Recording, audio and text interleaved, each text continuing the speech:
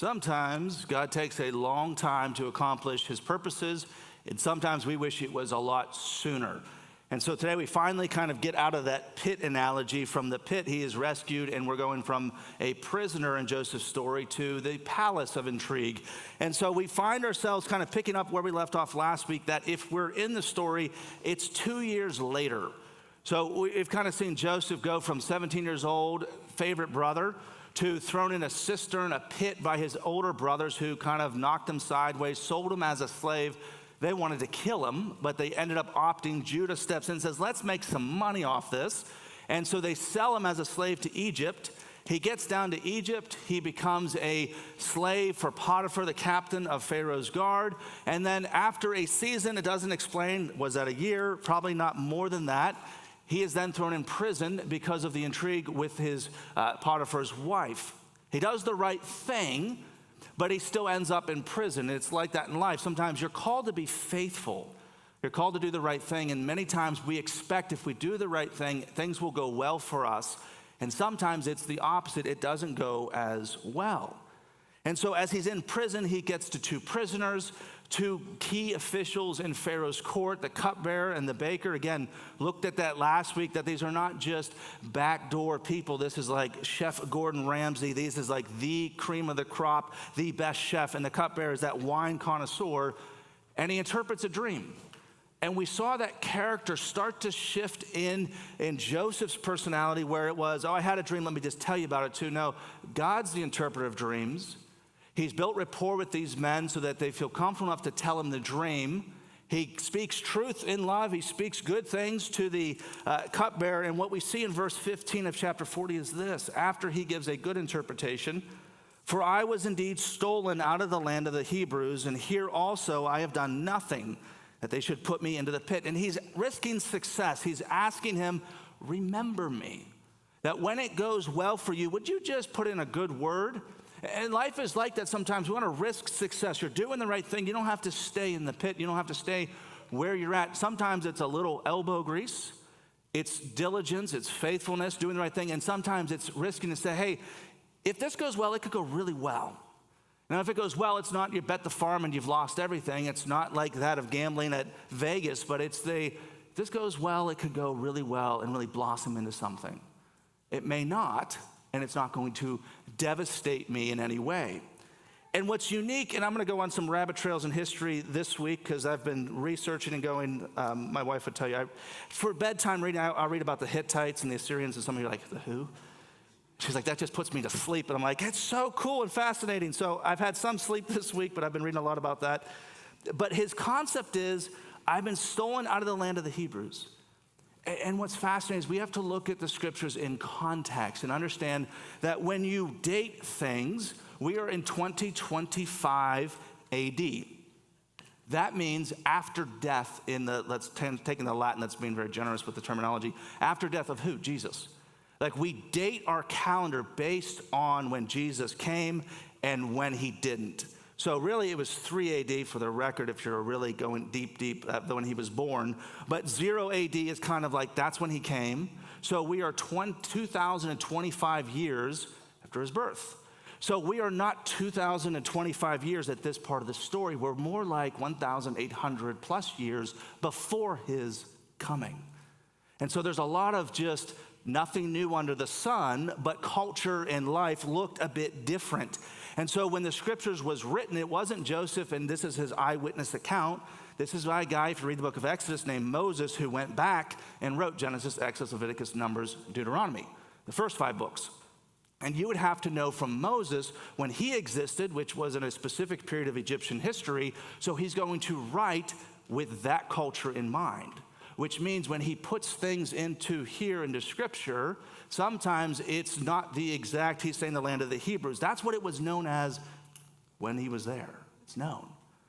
Versus when it wasn't there, it would have been the land of Canaan. But for the audience who's reading would know the Hebrews, that means this. It's likewise when you read Roman history, if you're a fan of history, which I love the ancients, the other stuff is good, but not as great.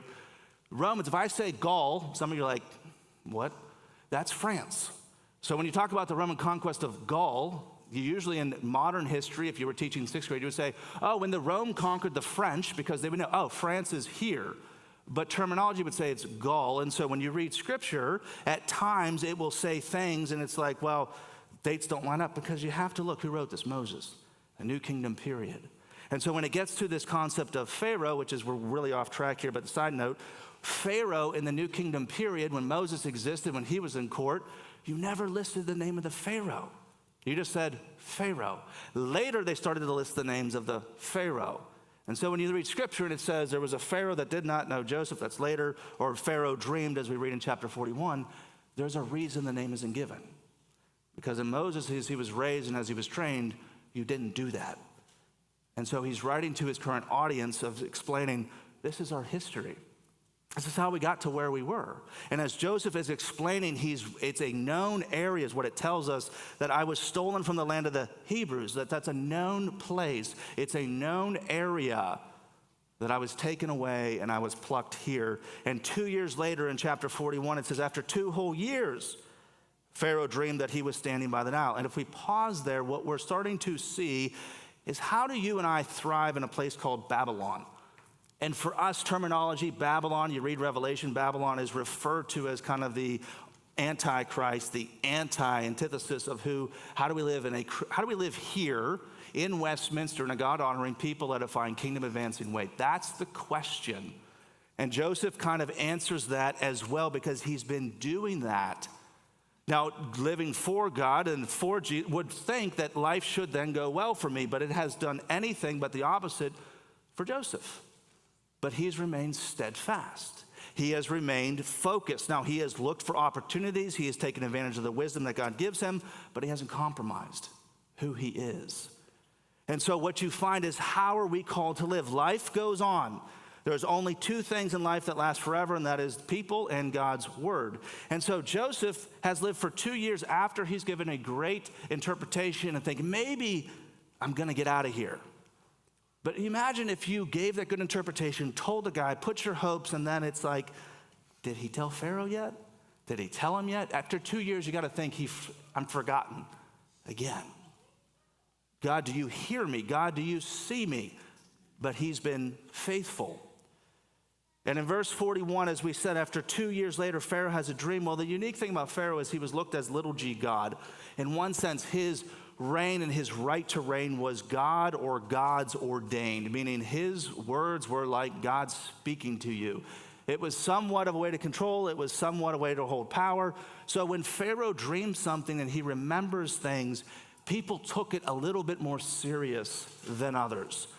That it's like, oh, that's not just the pizza you ate last night. That's not just the stuff that you had for dinner. It's like, no, this guy, it's likewise when we give counsel to people or we ask someone's opinion, we usually go to people who we trust, where someone who we don't know or someone who's not really invested, they give an opinion, it doesn't carry as much weight versus someone who knows me, who knows my heart, who has my best intentions. I'm going to pay attention a little bit more to what they say. Doesn't mean this isn't important over here, whoever said whatever, but you're going to give it more weight. And Pharaoh comes in, and he dreams this dream, and it says, and behold, verse 2, there came up out of the Nile 7 cows, attractive and plump, and they fed in the reed grass.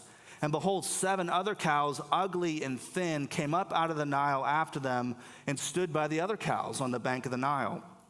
And the ugly, thin cows ate up the 7 attractive, plump cows, and Pharaoh awoke.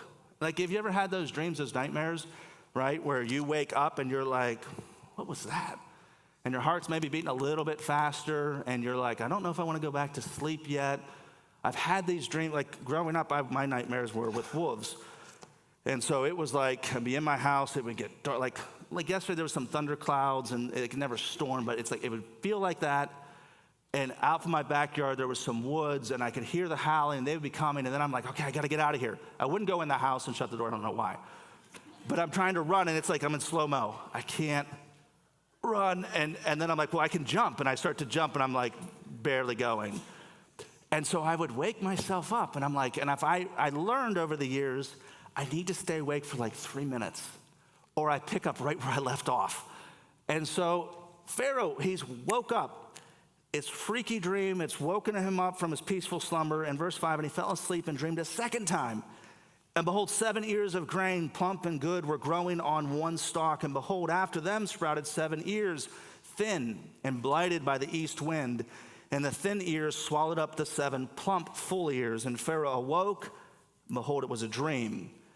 It's just like, it's double whammy. It's like, okay, there's more to this than just simply me having a dream. It's weird. It was the pizza. It was the food I ate. No big deal. It's like, no, something's more here. And you wake up when those dreams feel almost real. Like if you ever been apart, like I've never experienced, I've heard pastors speak of different people who their spouse wakes up and their spouse is mad at them for something they did. And they're like, why? Well, yeah, see, we got some validation. And you have this, and one guy said, he goes, I woke up, my wife hit me. And what? You did, you left me at prom. He goes, we didn't even go to the same high school. And likewise, here he wakes up, he's all disheveled, and it's like, man, there's more to this. There's more to this dream. What's going on?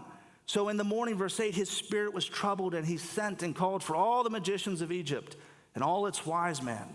Pharaoh told them his dream, but there was none who could interpret them to Pharaoh. It's this whole concept of this guy's dreams are rather important. He's a god, for crying out loud. Therefore, we need to pay attention. There could be some interpretation. And so he does the right thing of what he knows to do, which is bring the wise men, bring the people who interpret celestial bodies, who can see the stars, who understand things. And he tells them, and they're like, we don't know.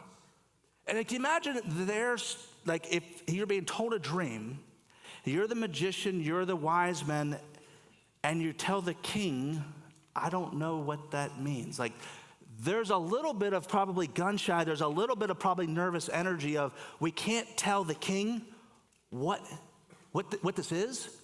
We can't explain this, or we can't. They maybe took a gander, but it doesn't line up. And Pharaoh doesn't tell us this, but some of my reading into it would think they might have tried something, but Pharaoh's like, that's not it.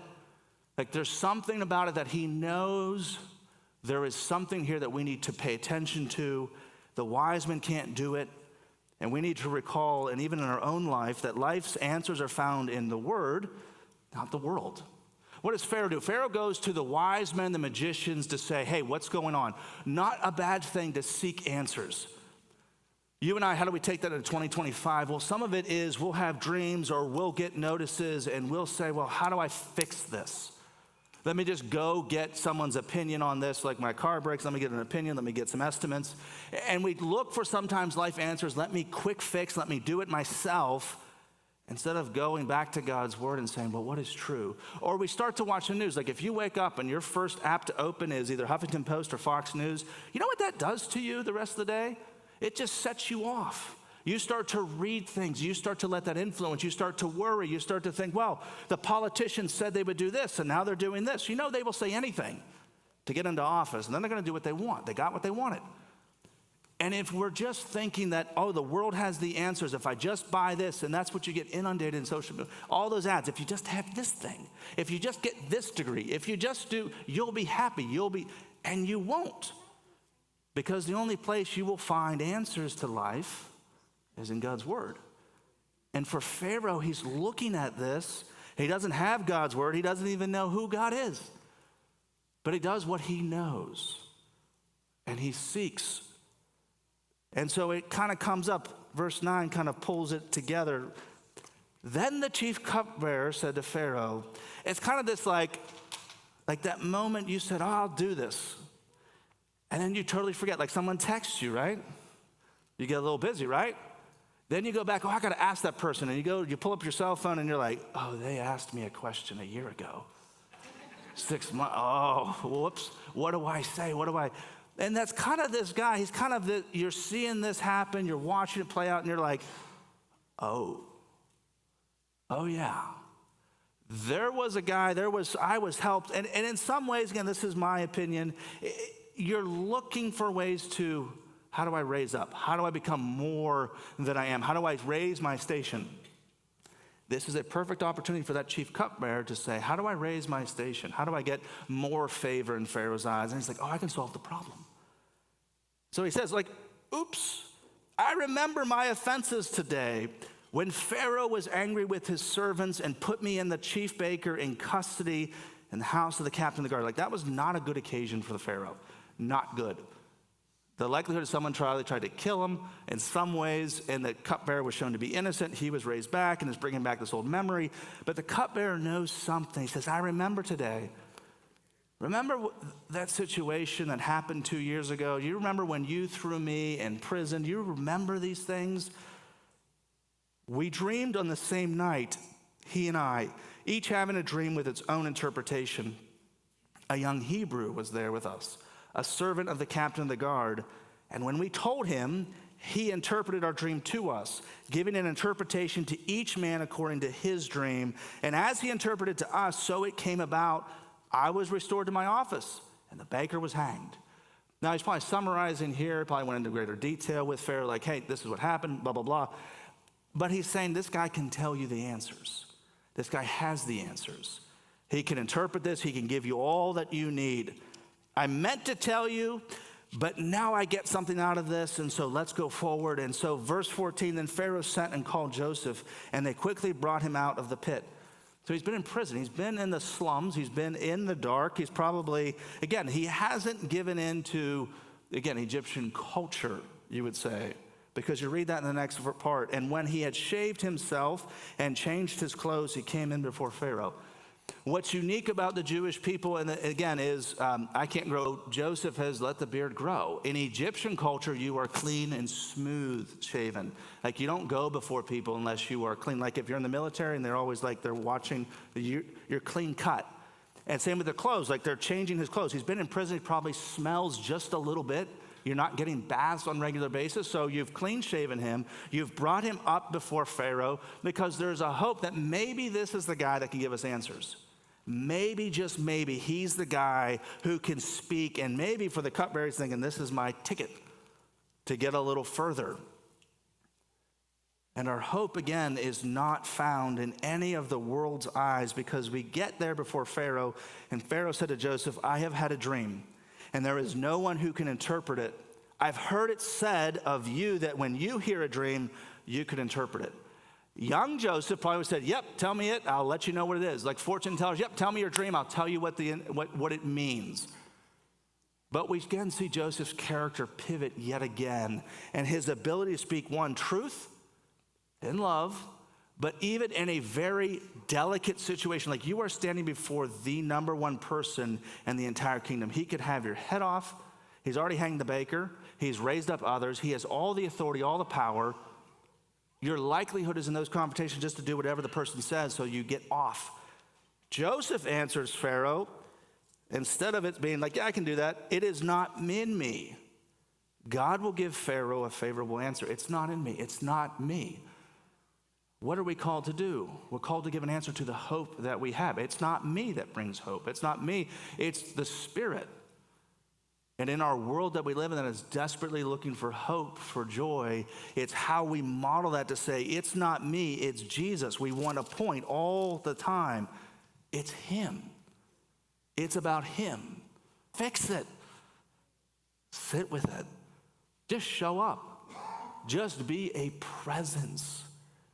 And you will make all the difference in someone's world by just showing up and not trying to fix them or save them. But when they're ready, they will ask you, say, let me tell you about Jesus. Let me point you back to this hope. So Joseph says it. You would think, oh, is this off with his head? Nope. Then Pharaoh said to Joseph, behold, in my dream I was standing, and he goes through his dreams. And he speaks about the 7 cows and the 7 heads of wheat. In verse 25, then Joseph said to Pharaoh, the dreams of Pharaoh are one. God has revealed to Pharaoh what he is about to do. In one sense, Joseph is going to speak truth to power, but he's also, God is in control of who's in control, if you haven't figured that out yet. And God is speaking to Pharaoh. And Joseph is just playing his part in his role. And for you and I, we need to live a life that demands an explanation, and when asked, give it. Like, live a life worthy of the calling that God has placed on you. Live a life in such a way that people are curious or naturally say, yep, they're a Jesus follower. Not in a bad sense. You don't want to do that. But live a life that demands an explanation. And when opportunity presents itself, share it. And he's saying, Joseph goes on to interpret it. Joseph said to Pharaoh, the dreams of Pharaoh are one. They're the same thing. God has revealed to you what he's about to do. The 7 good cows are 7 years. 7 good ears are 7 years. The dreams are one. The 7 lean and ugly cows that came up after the 7 years are 7 empty ears of blighted in the east wind, are also 7 years of famine. It is as I told Pharaoh, God has shown to Pharaoh what he is about to do. There will come 7 years of great plenty throughout all the land of Egypt, but after them there will arise 7 years of famine, and all the plenty will be forgotten in the land of Egypt. The famine will consume the land. It's this faithfulness piece that for Joseph, he's going into this saying, I am still who I am, and I'm gonna live just as I always have. What you see is what you get. And so as he speaks truth to power, as he leans in here, it's saying, not me, it's God. Here's what he has said. Here's what he has shown you. Here's what's going on. And then Joseph does what every good person ought to do, is he leads up. What does that mean? If you're in middle management, like when I worked at Panera, I was a shift lead. When I worked at Ruby's, I was a shift lead at times. Shift lead, you have some authority for like that shift, but you don't have control, or you can't, like, where's the vision, where we're headed, all of that. You're middle management. There's people that report to you, but you don't have full say. They can come down and change direction, and you're kind of in that middle. So how do you lead in the middle? How do you deal with the middle? Well, you lead up, and what I mean by that is give solutions. Think it through. Own the problem. It's like you want ownership of the thing, of whatever it is. It's like we're a family. We want to own the ministry here. And so part of that is you see a need, you meet the need, or you think it through. You don't just say, well, let's go tell Nick, let's go tell a staff to deal with this. It's like, no, I see it. Let me deal with it. And then think, well, is that going to come up again? If it is, what's a possible solution? Let me think a couple through and say, hey, what if we did X, Y, Z? Guess what I'm going to say? Please do it. Like, you make more work for yourself in some ways, but you lead up, you give solutions to it. Doesn't mean whoever's in charge, if they're not wise, if they're not, they might not receive it. Everyone's different. But a wise leader, a wise boss, a wise overseer, when someone in the middle says, hey, I'm seeing this, I'm gonna give some options. I would do this when I worked in ministry in New York with my dad. I would say, hey, he was my dad, so I would say, we're gonna do this. And here's the 3 options, though. Pick which one. And I would map it out, and then he would say, okay, we're going to do it this way. It's going to look like that. He had, again, veto power over whatever we did, but that I could set course and move along while he could do what only he could do, but I could see, again, boots on the ground, what's going on. Joseph's interpreting the dream. Joseph sees what needs to happen. Joseph's character from Potiphar, he's organized. He's well-to-do. Risk success. What's the odds? You told Pharaoh the dream, and you could say, I'm just going to stand here and wait for my pat on the back, my gold star. Or you risk success. And what's he say next? Verse 33. In verse 32. And the doubling of Pharaoh's dream means that the thing is fixed, meaning this is not just it might happen. This is happening. It's going to take place. And God will shortly bring it about. Now, therefore, let Pharaoh select a discerning and wise man and set him over the land of Egypt. Let Pharaoh proceed to appoint overseers over the land and take 1/5, 20% of the produce of the land of Egypt during the 7 plentiful years, and let them gather all the food of these good years that they are coming and store up grain under the authority of Pharaoh for food in the cities, and let them keep it. That food shall be reserved for the land against 7 years of famine that are to occur in the land of Egypt, so that the land may not perish through famine. The proposal pleased Pharaoh and all his servants. Again, a wise leader sees, okay, this is good counsel. It's weighed, it's measured. And so I'm going to take this on. And what does he do? Well, he gives Joseph more responsibility and more in a sense of, hey, you added to your job. Pharaoh said to his servants, can we find a man like this, whom the Spirit of God is? Then Pharaoh said to Joseph, since God has shown you all this, there is none so discerning and wise as you. You shall be over my house, and all my people shall be ordered themselves as you command. Only as regards to the throne will I be greater than you. And Pharaoh said to Joseph, see, I have set you over all the land of Egypt. And Pharaoh took his signet ring in his hand and put it on Joseph's hand, and clothed him in garments of fine linen, and put a gold chain about his neck. And he made him ride in his second chariot. And they called up before him, bow the knee. Thus he set him over all the land of Egypt. And moreover, Pharaoh said to Joseph, I am Pharaoh, and without your consent, no one shall lift up hand or foot in all the land of Egypt. And Pharaoh called Joseph's name Zapanath-paneah. And he gave him a marriage of Asenath, the daughter of Potipharah, priest of On. And so Joseph went out over the land of Egypt. Joseph was 30 years old when he entered the service of Pharaoh, king of Egypt. 30. 17 it starts. You're battered, abused, thrown in the pit, sold into slavery, saying, I'm going to live for Jesus, live for God, same person. He's like, and that gets worse and worse. Just do the math. I mean, that's close to 15 years, you could say, of purgatory in a sense that he's had to walk through. It's not that, it's 13 years that before he's risen, that he goes through this season of hardship, suffering. And it's refinement. It's character development. What does Hebrews 12, 1 through 13 talks to us about? That the Lord disciplines those whom he loves. And discipline is not always with a spank. Some of us look at discipline that way. No, some of it's to, will you be faithful with this little bit? Will you be faithful for this season? Will you be faithful over here? And he disciplines and he brings about to allow us to experience things, to mold and shape our character.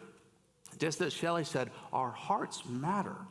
When we find ourselves in different situations, how are we responding to people? How are we responding to this? Is it with joy? Is it more like, rah, rah, rah, complain, moan, sit on my hands, woe is me?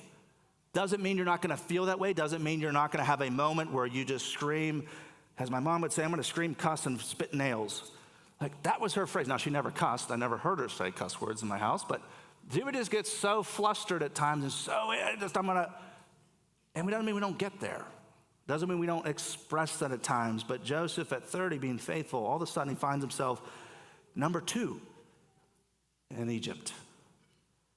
And the history piece, the fun, fascinating things is that God orchestrates, again, if you think of God's will as a boat, if you're on a cruise, the cruise has a destination. It's going to go from X all the way to Y, wherever Y is.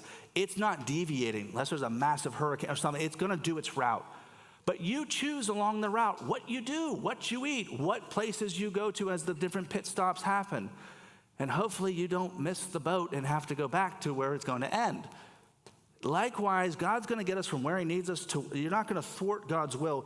But the path to get there can look a little wonky at times.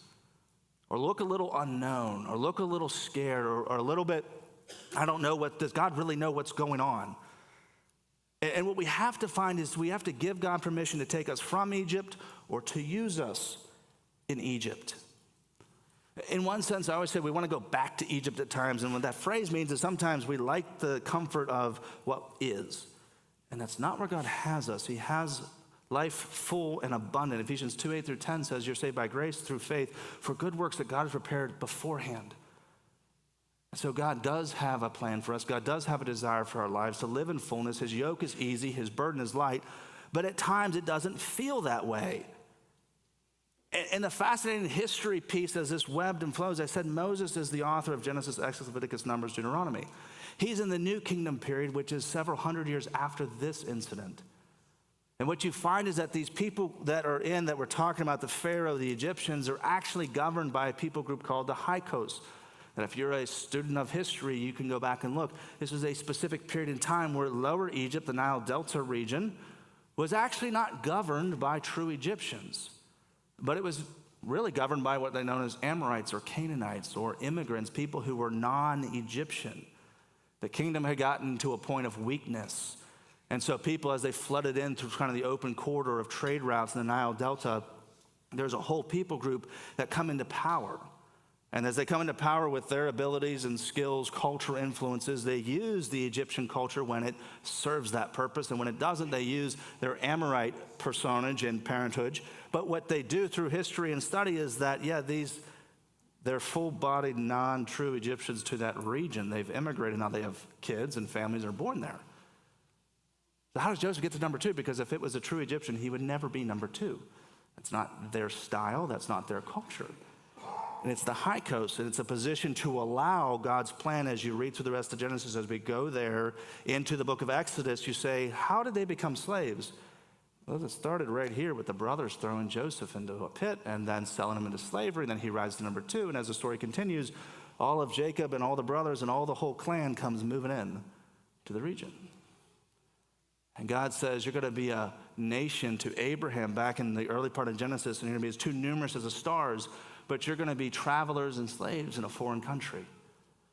And you're starting to see it come to pass. And you're starting to see Joseph come into position in these high coasts who are foreigners, Joseph's stability. And you look at the history and you start to see how it all fits together. And then fascinating thing is God knew, God saw, and God is in control. And sometimes how we go about it is what we get to choose in the midst of it. Joseph steps in. Before the famine comes, it says, and it finishes off in verse 50, he has 2 sons are born to him.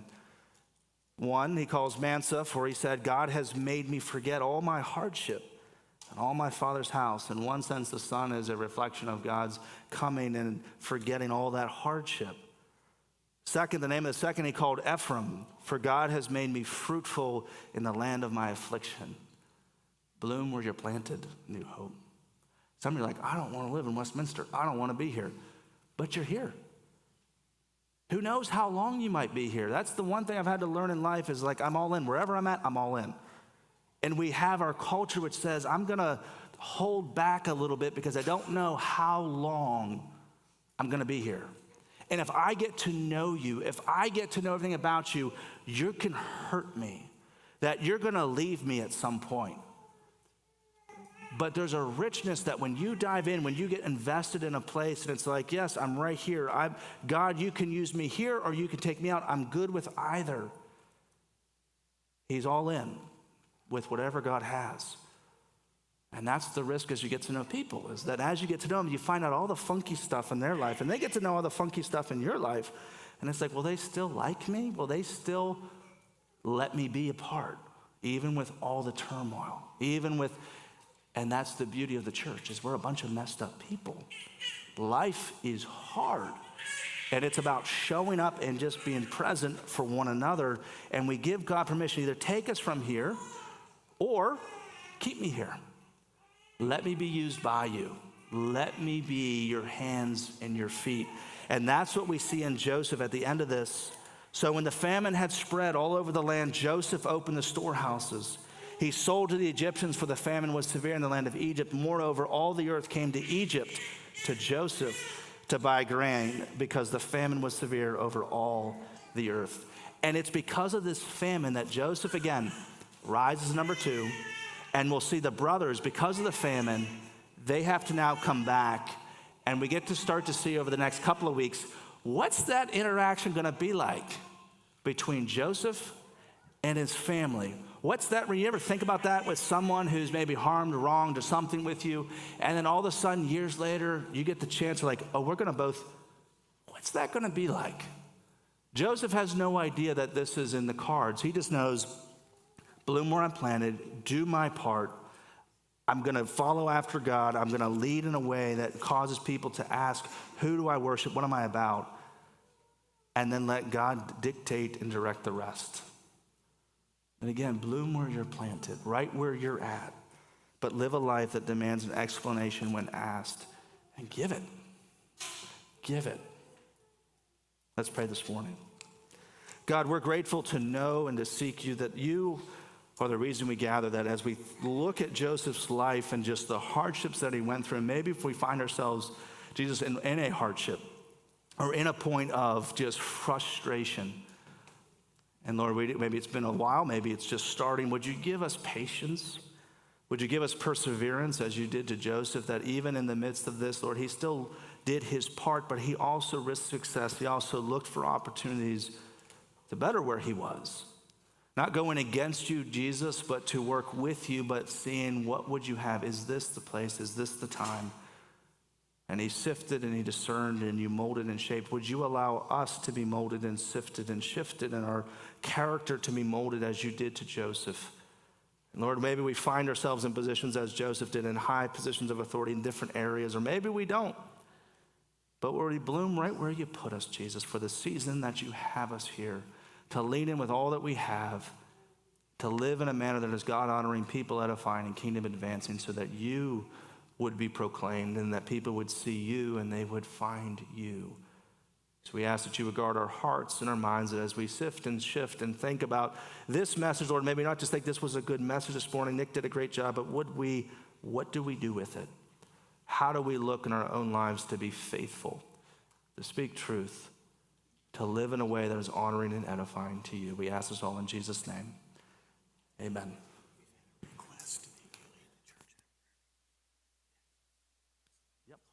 Yep. Okay. Yep.